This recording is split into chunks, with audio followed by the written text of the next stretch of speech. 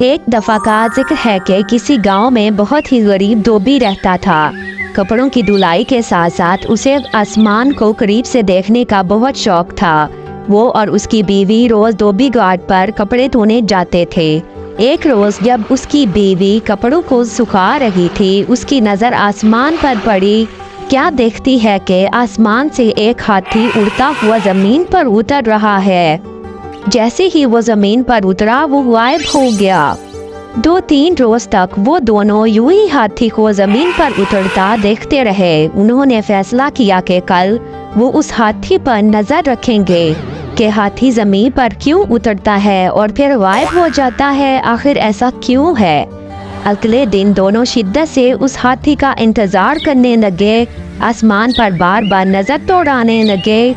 آخرکار ان کو آسمان سے ہاتھی زمین پر اترتا نظر آ ہی گیا۔ دونوں اس کے پیچھے چل پڑے۔ ہاتھی گنے کے کھیتوں میں گھس گیا اور خوب پیٹ بھر کر گنے کھانے لگا۔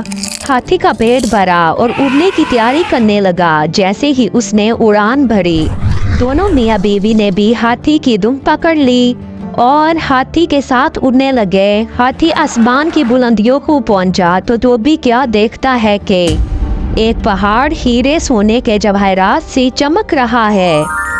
یوں لگ رہا تھا کہ جیسے کوئی اپنا خزانہ یہاں چھوڑ کر بھول گیا ہے۔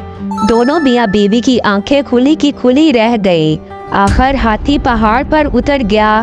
دونوں میاں بیوی بھاگ کر سونے پر ٹوٹ پڑے اور زیادہ سے زیادہ سونا اکٹھا کرنے کی کوشش کرنے لگے۔ رات کے بڑھتے اندھیرے سے وہ پریشان ہونے لگے۔ انہوں نے سوچا کہ صبح ہوتے ہی وہ ہاتھی کی دم پکڑ کر زمین پر اتر جائیں گے۔ آخر صبح ہوئی اور ویسا ہی کیا، زمین پر اترے اور اپنے گھر کی طرف رواں دواں ہو گئے۔ ایک غریب دھوبی جو روز بروز امیر ہوتا جا رہا تھا، اس کو دیکھ کر سارا گاؤں حیران و پریشان ہونے لگا کہ اچانک ایسا کیا ہوا کہ دھوبی اتنا امیر ہو گیا ہے۔ گاؤں کے لوگ دھوبی کے پاس آئے اور اس کے یوں اچانک امیر ہونے کا راز پوچھنے لگے۔ دھوبی ان کو کچھ نہ بتاتا۔ ایک دن دھوبی کسی کام سے شہر سے باہر نکل گیا۔ اس بات کا فائدہ اٹھاتے ہوئے ان کی ہمسائی دھوبن کے پاس آئی اور باتوں باتوں میں خزانے کا راز اگلوا لیا۔ رات کو جب دھوبی واپس آیا، دھوبن نے سارا ماجرا بتایا۔ دھوبی کو اپنی بیوی کی اس حرکت پر بہت غصہ آیا، مگر اب بات ہاتھ سے نکل چکی تھی۔ صبح سارا گاؤں دھوبی سے مدد مانگنے آ گیا کہ وہ ان کے ساتھ کھیتوں میں چلے اور ہاتھی کے ساتھ خزانے تک پہنچانے میں ان کی مدد کرے۔ یہ سب سننے کے بعد دھوبی کے دل میں لالچ پیدا ہوا کہ وہ ان کے ساتھ جا کے اور خزانہ اکٹھا کر کے لائے گا۔ یہ سوچ کر وہ ان کے ساتھ جانے کے لیے راضی ہو گیا۔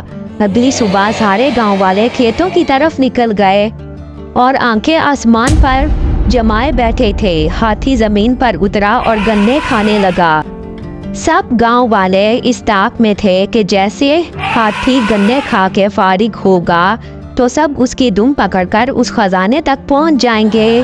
جیسے ہی ہاتھی اڑنے لگا، سب نے اس کی دم پکڑ لی۔ دھوبی سب سے آگے اس کی دم پکڑے ہوئے تھا اور یوں اس کے پیچھے ایک لمبی قطار میں پورے گاؤں والے ایک دوسرے کو پکڑے اڑتے چلے جا رہے تھے۔ سب گاؤں والے آپس میں باتیں کرنے لگے کہ وہاں اتنا خزانہ ہوگا کہ ہم سب لے کر آ سکیں گے۔ کسی نے کہا خود سے سوچنے سے اچھا ہے ہم کیوں نہ دھوبی سے پوچھ لیں۔ ایک گاؤں والے نے پوچھا کہ وہاں کتنا سونا ہے۔ دھوبی خزانے کی لالچ میں گاؤں والوں کے ساتھ چل دیا تھا۔ تم کو چھوڑتے ہوئے ہاتھوں کو پھیلا کر کہنے لگا، اتنا زیادہ۔